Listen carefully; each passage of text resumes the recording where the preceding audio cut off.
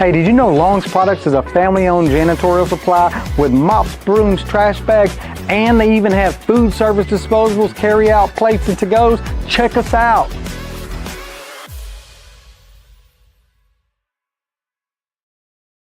Thank you for all those years.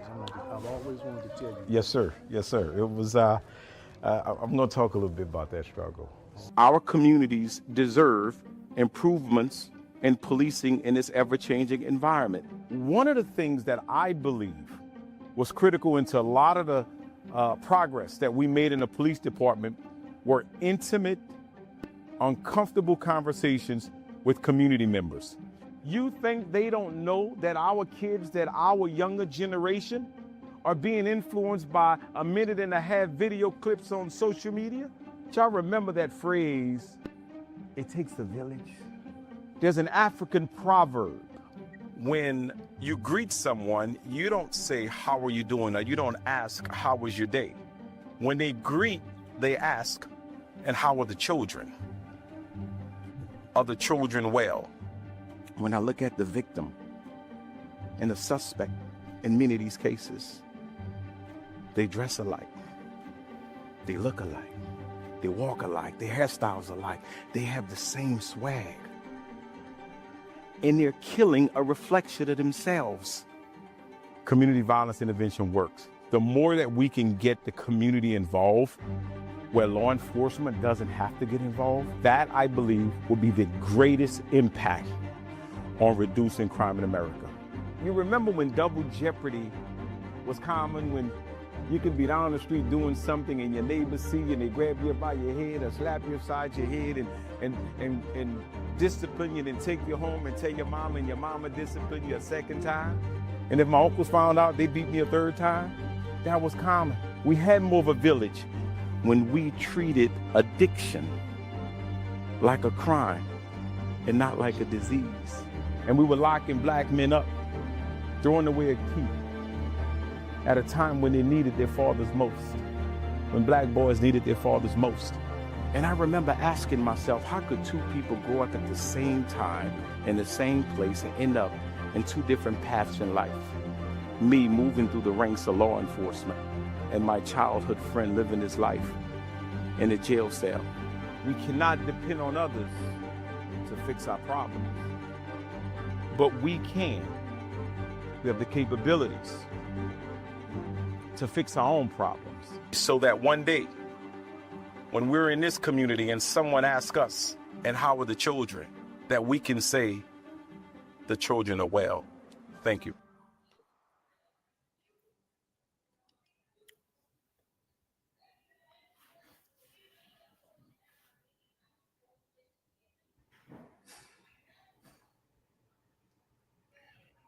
Good evening, everyone. I'm Jack, and welcome to a very important edition to the Let's Talk show here on URBANCAST. Tonight, we are honored to speak with former Baton Rouge Police Chief Murphy Paul, who led one of the most progressive public safety transformations in the South, from tackling violent crime through the bold reforms to building trust within the community.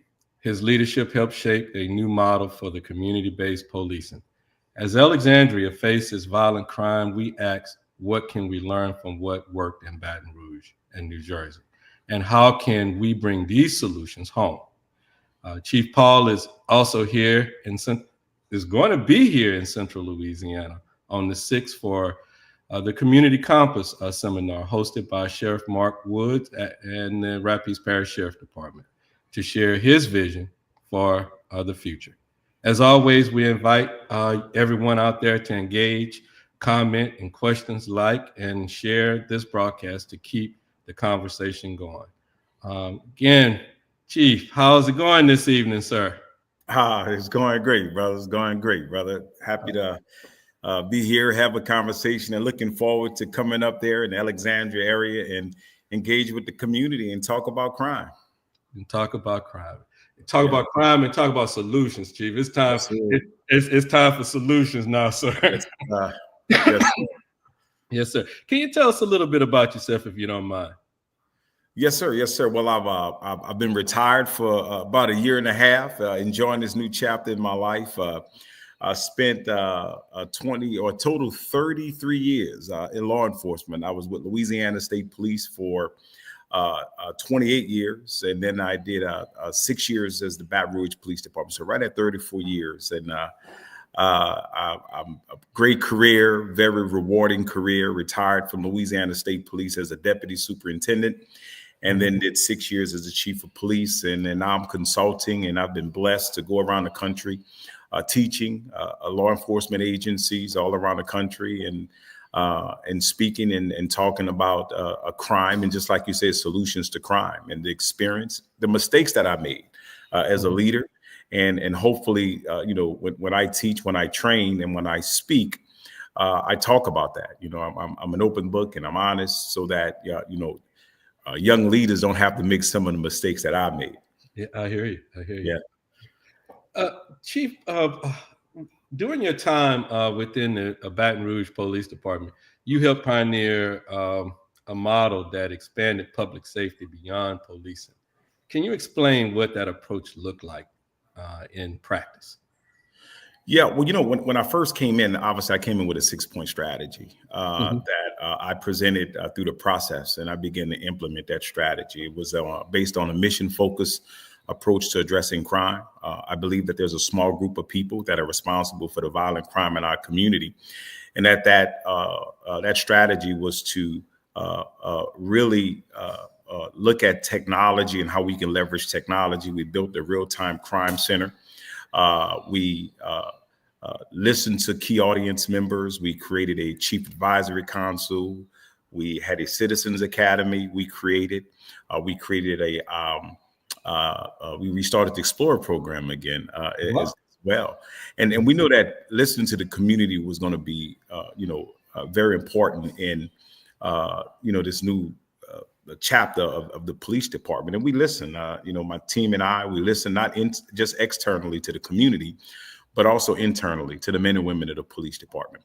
So a lot of the changes that we presented didn't just come from Chief Paul. They came from all the stakeholders. They came from these meetings that we had.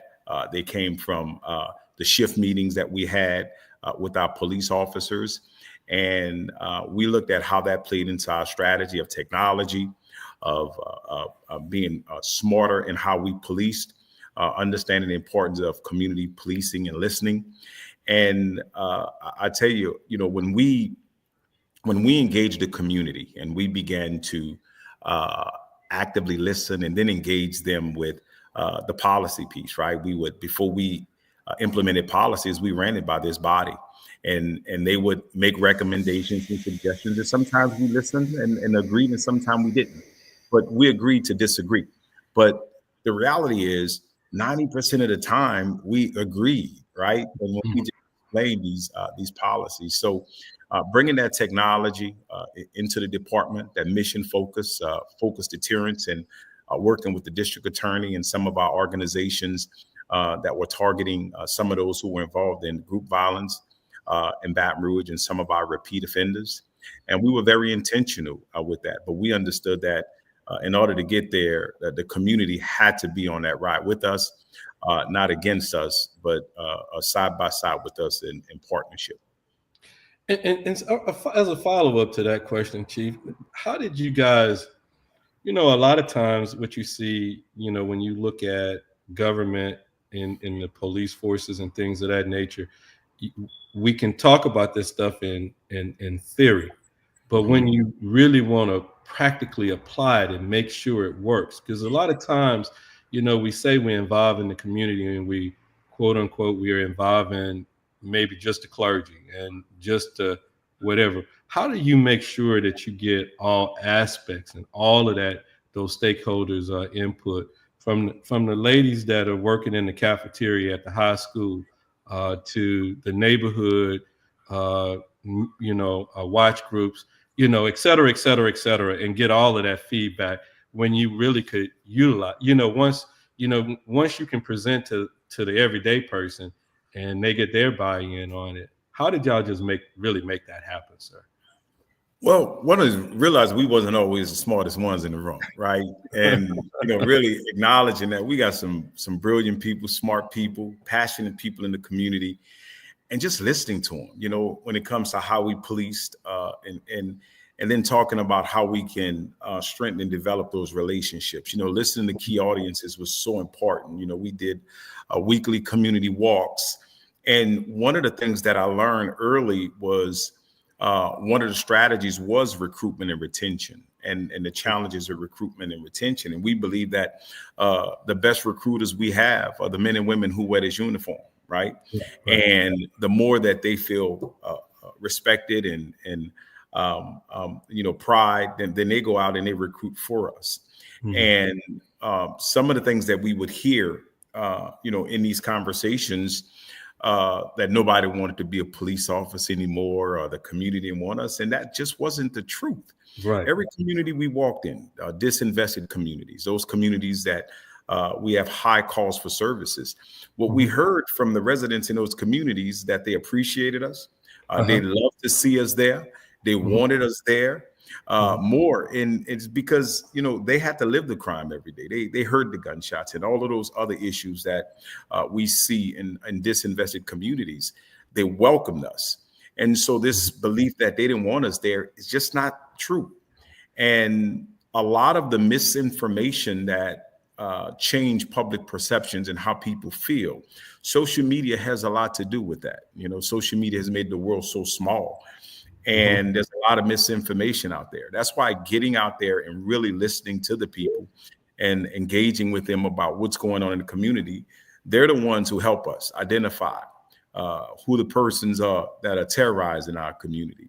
And so just building those relationships and creating safe spaces, even for those individuals who, for whatever reason, were afraid to call law enforcement, giving them other options to call through our community violence intervention efforts, so that those who were trained to de-escalate feuds and differences, whether it's individuals or gangs, were trained and were able to go in there and talk to those individuals to prevent the next violent act from happening. Right. Your department also worked closely with the other community intervention groups and adopted lessons from the Newark, New Jersey model. Yeah. What core principles went into play there, and what kind of outcomes did you see? Sure. Those efforts started when I first became chief of police. I had a meeting, and that meeting was with a group of family members who've lost a loved one to violence. These were mothers, fathers, sisters, and we had a meeting, and we probably had maybe 40, 50 family members in this meeting. And there was a lot of hurt, a lot of pain, a lot of trauma. And many of them were blaming the police department, right? They were blaming me as the chief for their loss. And as I listened, and I remember going down each line and letting each row and letting everyone speak and asking them to tell me about their loved one. And we put a story to every face. And it turned into a healing, and not for me, but amongst each other, right? They were sharing stories and they were praying with each other. They were crying with each other. And what I noticed was that those who were, who expressed the most emotions and hurt and trauma, we had not solved their loved one's crime. Now, there were some in there where we actually made an arrest and there was some accountability. Their pain seemed to be a little different. They had more closure. And so two family members who were in there who were very outspoken, I asked them to help me. And I said, look, I need your help. I need your help. I'm sorry for what you experienced, but I need your help. How can we work together to make sure that another mother doesn't have to experience and go through what you went through? And the ladies came to my office a couple of nights later, I believe it was. One evening we talked, and I talked to them about the violence intervention piece and how there was a need for that in our community. And they changed that pain into purpose and created change. An organization of mothers who've lost loved ones to violence. We reached out to Aquila and the work that they're doing nationally in the crime, the prevention, the community violence intervention space. And we begin to train individuals as in conflict resolution, train individuals through the various programs that they have that can go out there and engage mothers who needed help, and just providing services, not just to victims of violence, but to young men who didn't have a role model. A lot of these individuals that were trained and that were part of this program have turned their life around. So you have people with real lived experience. So when they go to these young folks, when they go to individuals who are going through it, they know how to relate to them because they've been there. They've been in those spaces before, whether it's addiction, whether it's criminality, whether it's domestic violence, and they know how, through the training and experience, how to help those individuals turn their life around. So when we began to focus on the prevention and the intervention side, I think we really started seeing people who didn't have a favorable opinion of law enforcement actually coming on board, teaming up with us, being part of the public safety ecosystem that we envisioned when we came in 2018. You guys saw a noticeable drop in homicides and shootings between 2021 and 2023. According to the UCM, not UCMJ, but you know what I'm talking about. The NIBRS now, yeah. Yeah. But y'all saw a drop between that 2021 and 2023 time frame. In your view, what factors truly contributed to that drop? Yeah, I really think when you go back and you look at that time, our community violence intervention, the mayor's Safe, Hopeful, Healthy initiative was really at its height. We had just started it after COVID. So we saw this synergy that was happening in the community where there was a lot of resources being directed to schools, a lot of resources directed to specific areas. We began to share data with these individuals in these programs, right? It wasn't just we was keeping the data. In fact, we were actually not just providing data, but even giving them calls for services as they came out so that they can address it immediately. So we began to see little wins, right? And all of these little wins that we were experiencing, what we saw was, trust. As we begin to build this trust and people were cooperating more, we started seeing more increases in our clearance rates, more phone calls coming in where people were cooperating. And so that was something that we believe that we can chalk up to some of the violence. We were, if you look at between that time frame, 2021 to 2023, 2022, 2023, we were more than double the national average when it came to reductions in homicides for 22 and 23. 18 and 19, we saw decreases in homicides and violent crime, but it rose in 2020. But it didn't just rise in the city of Baton Rouge, it rose nationally, it rose in rural America, and that was COVID. And I think what COVID presented to us, brother, was COVID really, really made us look at mental health and trauma and its relationship to crime in America. Because when we saw the type of increases in violence in America during COVID, it really, really changed trends that we had not seen before in the community. And that's what we talk about in Community Compass. I think it's important for us to understand the facts, the historical perspective of crime, how we got here, what works. We talk about what didn't work. We talk about mistakes that were made. And then we talk about the evidence-based strategies that were law enforcement led, that we believe led to those decreases. But what I believe was the biggest impact was the community violence intervention efforts, the community stepping up and doing their part. I believe was one of the biggest contributors to the decreases in violence that we were experiencing. Okay. You studied and worked in cities facing similars. I mean, with the state troopers, you were all over the state. There in Baton Rouge, here in Alexandria, we experienced that high, gun violence. The economic disparities that you talk about, the distrust between the community and law enforcement. How could a city like Alexandria adopt that Baton Rouge, New Jersey model, and to fit our needs? How do you? I'm sorry. Go ahead. Yeah, well, look, every community is different, right? Every community is different. It's unique, but there are some commonalities in crime, right? One of the things that I looked at when we looked at crime, there were 3 key points in the city of Baton Rouge. We went back over a decade, I mean, maybe 15 years, maybe more than that, maybe 20 years. But we looked at a couple of decades, and there were 3 significant points in Baton Rouge history when we saw large increases in violent crime. That first one was right after Hurricane Katrina hit in the city of New Orleans. And there was a lot of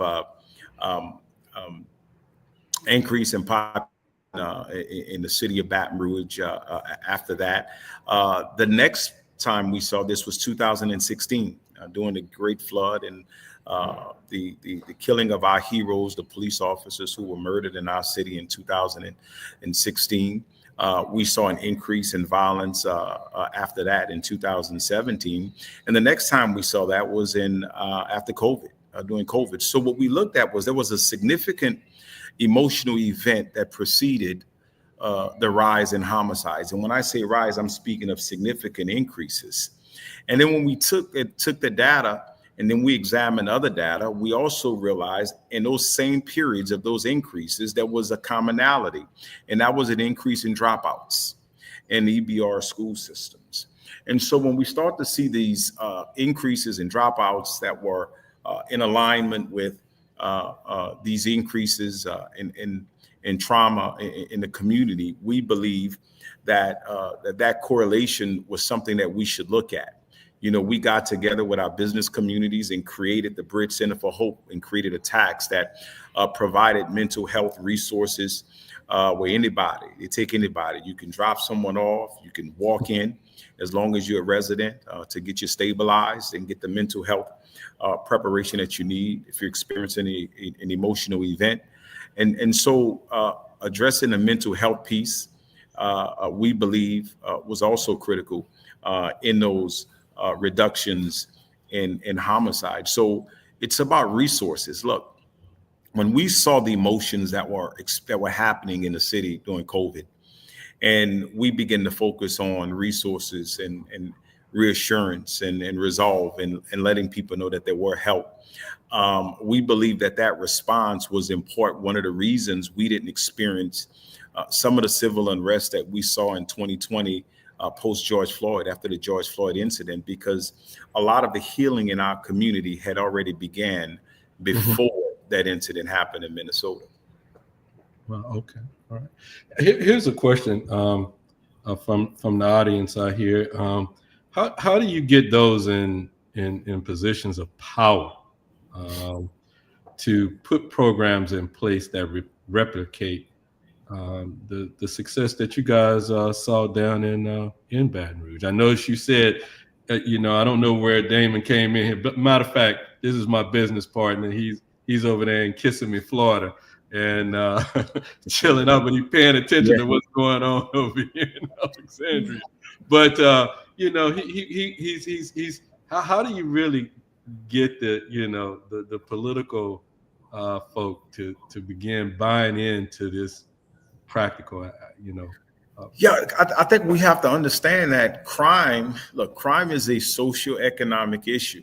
Unfortunately, we live in a time where crime is polarized so much and is politicized, specifically when it's election time, right? We see it on the national, state, and the local level. And we like to blame the chiefs and we like to blame the mayors, and everybody likes to politicize it. But the reality is crime is a community issue, not just a police issue, right? And it's going to take a holistic community response to really address it. And it's understanding the importance of coming together. It doesn't matter your political affiliation. It doesn't matter where you live. It affects everybody. And when we look at ecosystems, that has to be in place, that's inclusive of everybody. You know, I talk about education. You know, the more young men we keep in school and graduate, I believe positively impacts the reductions in crime. We can't have conversations without, you know, I saw before we began speaking, you played the video, without talking about the institution of family and how we can talk about how we grew up, right?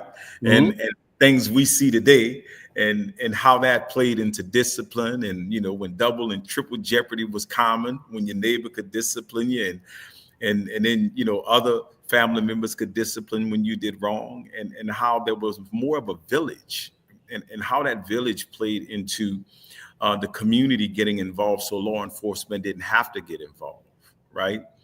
And I think there are opportunities for intervention. One of the things that stood out to me, and I love talking about this in the community compass, is many of these homicides and incidents, not just the homicides, but assaults and other incidents, that prior to the incident, the person who committed the act communicated their intentions to someone in their inner circle. So someone in the circle knew that they were beefing with someone, knew that there was arguments that were increasing, whether it's violence, you know, related to groups, gangs, or whether it's just two individuals who've been arguing and it's been escalated, and people in that inner circle know about it, but yet nobody picks up the phone and call law enforcement. Now, you know, once the incident happens, people have a lot to say, especially when they lose their loved ones. But we're saying there are opportunities in those situations where you can call someone. And I think that's where the community violence intervention has been so successful in this country. If you look at after COVID, when we saw the crime go up and you started seeing all of these resources being poured in communities all across America, I believe that was directly impacted by the CVI resources that were going around the country, that were helping chiefs, that were helping communities get a handle on this violence before it happens. And I think it's just about sitting together, listen. We have a plan. We talk about that in Community Compass, where we can come in and help you with a community assessment. It's a process that we go through and come up with solutions, and then come up with a strategic plan that fits any community, Many community-based solutions are hard to measure, that, Chief. How can, especially in that social realm. But, I come from the data side of the house, and I do know that it is possible, to put some data around it. But how can local leaders balance the need for that data with the human side of prevention itself? We can really use these numbers. We can come back and reassess ourselves and say, hey, this program over here in neighborhood B is really showing some promise, and that information bubble right back up to leadership, and leadership say, okay, this thing is really working. Let's try to roll that thing out. So how did y'all, from a technical standpoint to just a practical standpoint, tie those two things together? Yeah, so data was good. We built the real-time crime center. That was real critical in getting real-time data. And having the RTCC in place, and the analytical support that we were getting, and then also partnering with some outside companies that were very experienced in analytical exploitation, and taking that data and looking at it and making it make sense to us, right? Here's 3 strategies that we know worked in that time period. Right. There are a lot of strategies that we implemented. Some will feel good, for the community. But when it comes to evidence-based, I'm going to speak to evidence-based strategies that are law enforcement led. There were 3 that we knew worked. One focused on place. That's called hotspot policing. You probably referred to it. We called it Operation Pinpoint. That was data driven. okay? We put police officers in those areas based on the data that we were receiving related to violent crime on specific times, specific places.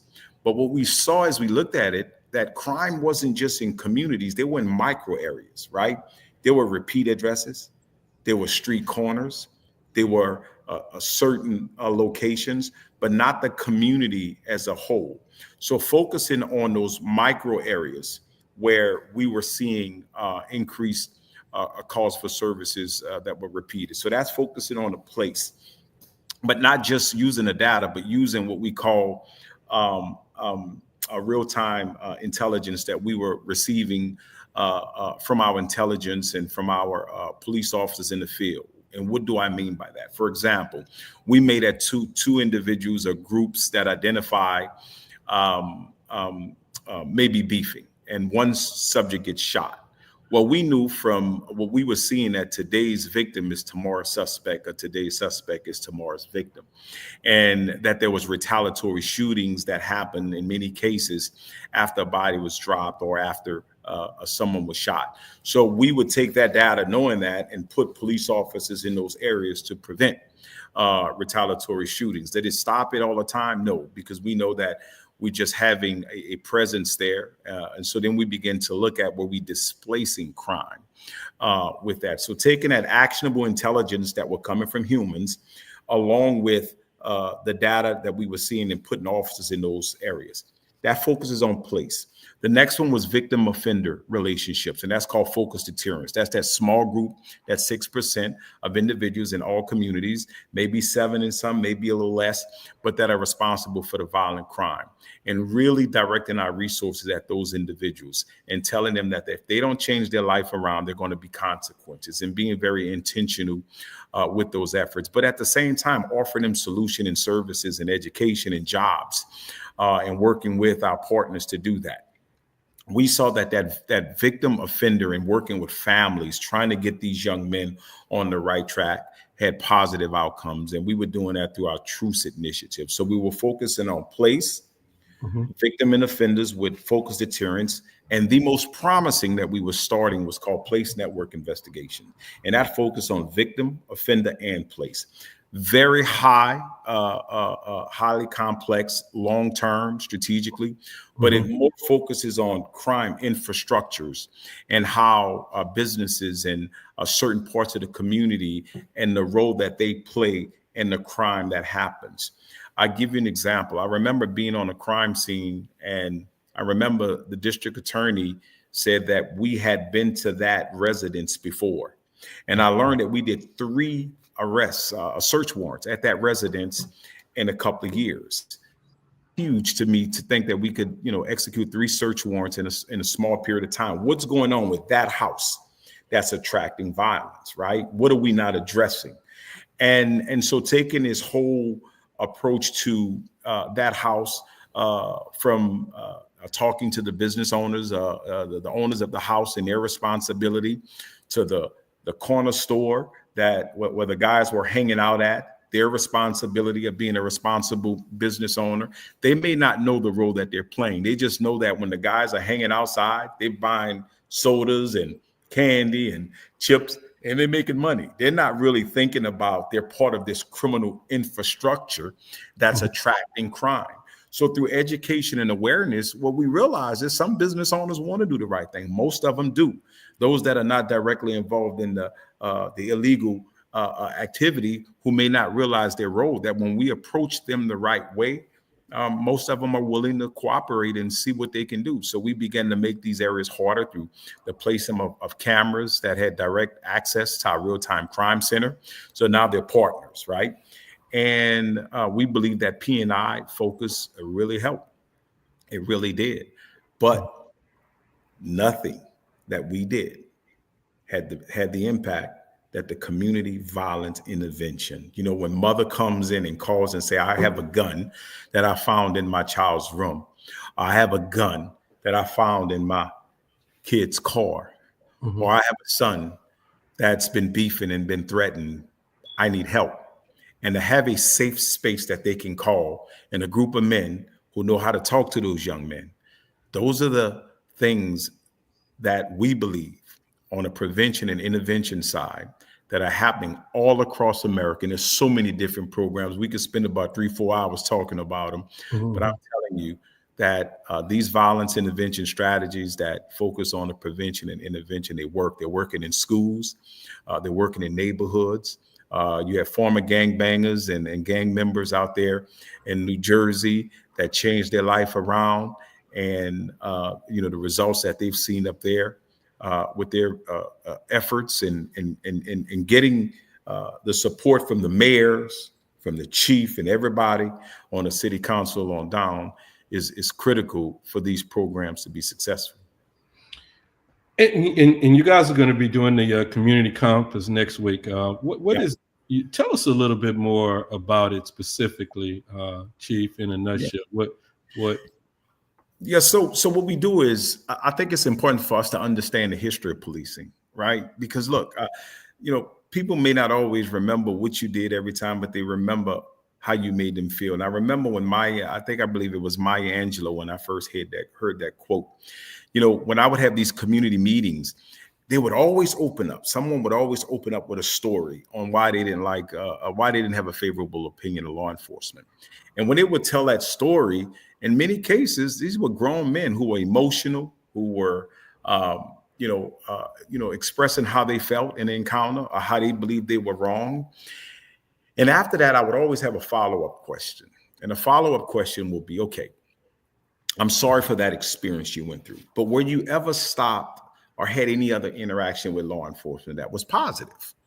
And they'll think about it and say, well, yeah, I had this time I was stopped. He was a professional and, he did everything right. Or this time I was a victim and, and they solved the crime. And I remember this one incident where there were about four incidents that this a citizen had experienced, and he led with the negative experience. And after we had that conversation, it was a little emotional. I remember asking him, do you think that the 3 positive experiences may be the norm and that other guy wasn't the norm? Mm-hmm. And we began to have this conversation, about that. And, when we have these conversations with individuals like that who say, you know what, I want to make a difference, I want to get involved, we began to get calls from every meeting about something that was happening in the community. So when we go over the history of policing and community compass, and we talk about incidents in America that's changed your perception of it, and we talk about Sir Robert Peel, do you know who that is? So I'm going to ask all your listeners that are listening to this, I want you to, when we conclude this, look up Sir Robert Peel. And we talk about the 9 principles of policing. And the reason why that's important, because those are the 9 principles of policing that kind of that started the foundation of policing in America, in New York, in Philadelphia, and other places. And those 9 principles became the foundation. And when you listen and you read about him and listen to how we talk about it, we talk about, okay, what areas did we go wrong, or what can we do to get these type of relationships back? So we go over that piece, and then we talk about the importance of understanding that we still have to grow together and emphasizing the collaboration efforts, to move forward. So it's acknowledging the past, not hiding it, and saying, here's some of the steps that we've taken as a community, as a profession, to move forward. And here's how we need your help moving forward to continue building relationships. So we talk about that, and we go over the evidence-based strategies, and then we talk about the community violence intervention efforts that work. And then we end with some takeaways and some action items, things that we can do today when we leave community compass, that we can take today and go out there to help the chief, to help the mayor, and to help our community. All right, Chief, I'm gonna go to some of these questions, because I got some long ones out there. Folks are kind of engaged with you this night on a Friday. I hope I'm not gonna hit one of the memorable moments that I read about. All right. Look, here's one right here. What what was the role of both the white church and the black church throughout the Baton Rouge community? What kind of participation did you have from the church? Yeah, so we would, I remember when we started our prayer, I think I called it Prayer Patrol when we first started out. And, look, we have some pastors in the city that are doing great work. I believe that there was and still is room for more collaboration with our faith-based community. When there are a lot of efforts that are going on or that are happening in the community, but they may not always be under the same umbrella. It's kind of, they're more siloed efforts is probably the best way to put it. But everybody's heart is in the right place. But we've seen that. I think I just saw where the mayor had a prayer for the city, and it was all denominations. The mayor, when we were there, she had her prayer patrol, her praying Wednesdays. She called it Winning Wednesdays. And we would pray every Wednesday, and you had faith-based leaders from all denominations, all different churches. So the mayor was able to help build these prayer warriors in the city to help. Is there room for growth? Absolutely, there is. I think, and we talk about this in the community campus. I think the faith-based communities is one of the areas that I believe we can see could have a large impact on community violence intervention. And let me explain what I mean by that. When I visited the churches in the city of Baton Rouge, one of the things that I noticed that was absent was young Black males. And a lot of the churches, I'm not sure how that looks in the city of Alexandria, but I can speak to a lot of places I've been to in Baton Rouge. Some of the crime that we were seeing and what I was not seeing in the churches was just led me to believe that we have to do a better job from getting from behind the pulpit to come and encourage these young men to come to church and understand the importance of faith and family first. And we began encouraging that. In fact, we sent a letter out to the faith-based leaders asking for some help and giving them actionable items, the same thing we're going to do in Community Compass, that our faith-based leaders can do from the pulpit and from their communities to help us in reducing crime in America. Okay, all right. Okay. It has some great ideas. Folk are in here listening, and Chief, I don't want to keep you too long, but the community compass is going to get some action items. We're going to get some action items tonight. That's where I'm going right now. While we sit here and we talk about the community compass coming up this week, and hopefully that's going to motivate the entire community to start doing something. From a long-term standpoint, but what can the community members and individuals, taking some advice from you, do right now to help us reduce violence, in our community? If we see something, say something. What are some of the things that we can start doing right now and not wait? Get involved, get engaged. So I give you two things that I did. Every time I spoke to kids, every time I speak to kids now, I ask this question. And I spoke at a lot of schools. And I asked the question to the kids. I say, how many of you on social media? And the hands go up. And then I asked the question, okay, how many of you have seen someone either in your school or your age in your community on social media with a gun? You'd be surprised how many hands were raised. Right. And then I say, how many of you seen two people arguing or on social media, and it was escalating to the point where there was a fight at school or in the neighborhood or somewhere? Hands go up. And then I say, how many of you told someone? And the hands go down. And I ask, why didn't you tell anyone? And the response from our babies, our kids, is because I'm not a rat. Stitches get snitches. And the problem with that is good kids are supposed to tell. Good neighbors are supposed to tell. That is a lie that was created by criminals so they can continue to be criminals. And we have that conversation in Community Compass, just like I have those conversations when I go to schools. Because telling your parent or telling your counselor or telling a teacher or telling a loved one is not rat. It's not snitching. And we got to take that code that is hurting our community, and we have to reprogram our kids to tell them that that's not okay. And unfortunately, we got too many of our young kids that are believing that.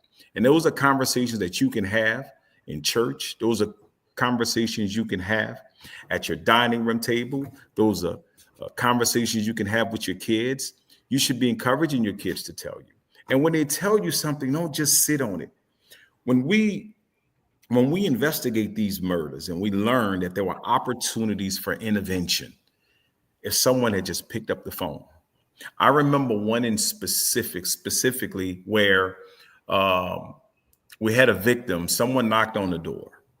And when he knocked on the door, according to his girlfriend, I believe it was, he immediately slammed the door, and then shots came through the door and he fell down. And she called 911. He went to the hospital. He later died. We began to investigate that and later developed what we believe to be a suspect, which led us to his family. And they had not heard from him. And in both of these cases, both of the family members loved the person on the suspect and the victim side.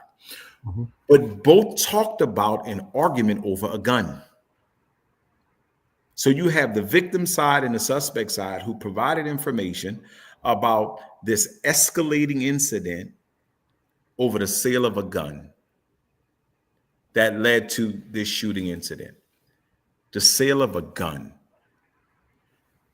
Nobody picked up the phone and said, hey, can someone help me? We got these two guys. I love my son. I love my boyfriend. And they just arguing all the time. And this is getting out of hand. Can someone help us with that? I believe had we gotten that call, we could have de-escalated that situation. I believe if we had gotten that phone call, that one of our violent interruption personnel that's working the streets in Baton Rouge could have de-escalated that situation. So it's creating these safe spaces where people are comfortable with calling. And we have to find in Alexandria what those safe spaces are. And we're going to talk about that during the Community Compass workshop. It's going to be engaging. We encourage everybody to come out, but we actually to come with solutions and be part of the conversations, because we're going to have some real uncomfortable conversations about our responsibility as a community. Because if we're paying attention what's happening in America right now, if we don't understand the importance of bringing the village back, then you're really not paying attention right now what's happening in America. You're not. Wow. And Chief, for those who may feel powerless and disconnected from the decision making that's going on in our community, what's the first small step they can take to get involved as well? You know, because you got that group of people, they're going to do what they're going to do, and they just don't. You know, that's the mentality that they bring into the table right now. But some are listening, Chief. So what would you say to that person who has been that naysayer, but now they listening to this program? What would you say to that person? Yeah, here's what I can tell you. I had the opportunity to meet with many naysayers in the city of Baton Rouge when I was chief. Mm-hmm. I've had the opportunity to go around the country and talk to law enforcement leaders who believe in community violence intervention, who has a story about a naysayer, right? Mm-hmm. People who just didn't believe and would turn around. Mm-hmm. I think it's our responsibility, particularly as adults, to set the example when it comes to kids. We got to see the glass half full right now. Yes, I understand the emotions that are going on in America today, how social media has impacted how we see America, the rapid change that we're experiencing that we've never experienced before. I understand that it creates anxiety, uncertainty. I understand that mental health is real in America right now. It really is. Right. And what I say is get involved. You know, you can either be part of the solution or you can be one of them that's sitting there complaining about it all the time. Get involved. It's the little things that we can do. You know, we need more volunteerism, especially with our youth today, expressing, love. Look, we don't know how good we have it. We don't know how good we have it. Sometimes we just see the bad. It's no difference than our law enforcement. We got law enforcement officers doing great things every single day all across America. True public servants. True public servants who give their life and police how we want to be policed, how we would want our child, our loved one to be pulled over, who just do a fabulous job. But we don't always hear about it. But we hear about the negative stories when an officer did something wrong or made a mistake or violated that oath of office. And look, I get it. I understand that. And negative news travels further and farther. We talk about that, the impact that that has on our mental state of mind in America. You know, law enforcement is still one of the most noble professions in this country. Facts. There are surveys, there's data out there to show you that we're still in the top.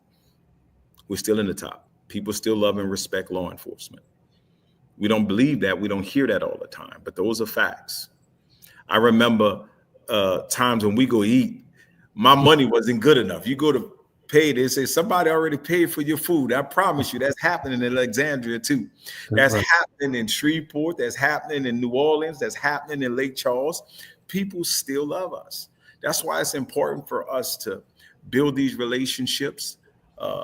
Let's stop complaining and being that naysayer. Get involved and get engaged. I promise you, I promise you, it's fulfilling. It really is. You know, that's you know, and Chief, you know, with the work that we do and we out there, we see the support that the community give officers when they're out there as well. And so sometimes when we hear the negative things that, you know, that the community don't care, we find we see a completely different thing when we're out there in the field, because we hear, we hear some things, but we also hear the overwhelming support of y'all being out in the community as well. Yes, sir. Yes, sir. And look, and when people say, look, I do understand we have parts of our community that are scared, right? They're scared of retaliation. They're scared of getting involved. They're scared that, you know, if they say something that there can be consequences from, to put them or their family members in harm's way. I understand the reality of that too. But I also know that there are some processes, like we have Crime Stoppers. You know, when you call Crime Stoppers, nobody knows. You know, I can tell you as the chief, we received thousands of calls, and I couldn't tell you one person who ever called Crime Stoppers. Because they protect that information and identity so that there can't be any retaliation. But also the programs that we have, there are walls, right, between law enforcement and those who are out there doing the work, so that you can feel safe with that information. And we know that there are family members and loved ones that are getting involved, that are getting engaged, who were once naysayers, who are providing information to individuals out there who are trained to go out there and try to de-escalate situations and disrupt the violence that's happening. And we have so many success stories I can share with you. Some we're going to talk about in Community Compass with some data. So I look forward to everybody coming out. I don't know if we have too many seats left now. That's the thing. Yeah.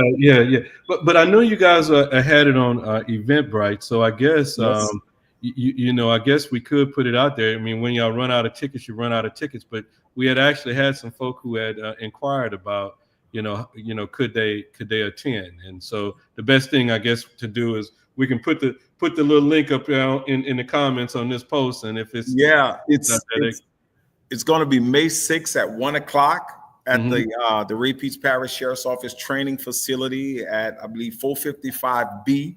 John Allison Drive in Alexandria, Louisiana. And if you could just drop the event registration on your platform, right, so that they can go there and register, because there wasn't too many seats left, I believe, when I talked to one of the organizers. So there's a maximum capacity that we have to have. We got to be respectful. We don't want the fire marshal to come shut us down, right? But we want you to come out there and look. We just have this direct, open conversation. We're going to have a superintendent, Lamar Davis, from a former superintendent of state police. He's coming out. He's going to be joining us. We got one of your local law enforcement, Richard Horton, retired state trooper, who's going to be coming out and share his stories, and give you his law enforcement perspective as well. And I hear our chief is coming. Hopefully, the sheriff. Look, we just want all of our leaders to come out and be part of this conversation where we talk about the importance of community violence intervention and how we have to support these efforts. There's too many success stories around the country, and it's you may not be aware, but their funding was just interrupted. And there are efforts going on nationally to see what we can do as communities to get the administration to look at these programs one more time and see if we can get the funding back. Because I'm telling you, in America right now, the need for community violence intervention is needed more today than ever before. Wow. Well, I did get my seat in, but I might bring my camera too, so just in case folks can't there, maybe I'll just record and share it with everybody. Well, I tell you what, Chief, did you have anything else to say before we get ready to get out of here this evening? No, look, I just wanted to come on and say, like, thank y'all for having me in Alexandria. I'm going to bring. Is there something else I can? Look, that's Siri listening. Oh, okay. Always. Yeah, I'm going to bring a few friends along that's going to engage us in this workshop. But look, it's just about us sitting down and throwing some data, some facts out there, letting you know what worked in the 33 years that I've seen it, what didn't work, and what I believe are the most promising solutions to addressing crime in big cities or smaller cities. And we're going to come up with some solutions, some things that we can take away. And my goal and what I hope is that when you finish that, you'll look at crime a little different, but not just how you think about crime, but how you feel about crime and feel about your responsibility as a community and helping with that, because how crime is being polarized, today, is just not right, brother. And I think that, remember, we are in an institution where facts matter, and I'm speaking of law enforcement. That's what we deal in, facts. But we are in an environment today where nothing that you really see on social media is really true. It's not based in facts. And we are this is scary, because we're in a time where people are drawn to websites or webinars or social media influencers, news stations, radio stations that support their belief system. Right. But they intentionally and deliberately avoid any evidence that's going to challenge that. They don't want to seek out another opinion. And as law enforcement that has to deal in facts, that brings some challenging times to policing in America today. And we talk about that, right? When you share something, you can give that story credibility, even if you didn't take the time to read it. But people will say, oh, so-and-so shared it, it must be true. Or so-and-so sent it. So there has to be some truth in it. We have to be more responsible on how we share information, particularly when it comes to our kids, y'all. They're paying attention to everything we do, everything we say. And I look forward to sharing my life experience and bringing some friends along to talk about what we've seen in law enforcement. And hopefully you'll leave there feeling different, more energized and hopeful, and get engaged. And seeing how we can help the chief, help the mayor, help the city council, and all the members in Alexandria to make it a safer place to live. Chief Paul, we definitely want to thank you for taking your time on a Friday evening. Yeah, not a problem. Your insight, yeah, and your ongoing commitment to a safer, more united communities. We certainly appreciate your leadership. and your willingness to share your journey with Alexandria and the surrounding communities. To our UrbanCast audience out there, we definitely want to say thank you guys for tuning in tonight again on a Friday night. Yes. Please continue to like, comment, share this broadcast. We also want to thank our incredible supporters, partners, I should say, Sadler's Towings, Long Products, and Legendary Kung Fu and Tai Chi. We also want to thank those supporters who are also supporting the class of 2025 right now as well. They are Attorney Tiffany Sanders, DA Philip Terrell, and let's see here who else in there. Sadler's Towing again, and we have a couple of more coming on as we're talking, but they're supporting our efforts to uplift our kids and different things of that nature who are graduating right now. Again, Chief, thank you from myself and our team over here at UrbanCast, and I think it was one other message here. Let me just make sure it wasn't. Yeah. He wanted me to make sure I tell you this right here. Over here at UrbanCast, we don't tell no tales in anything. We just tell you what's happening.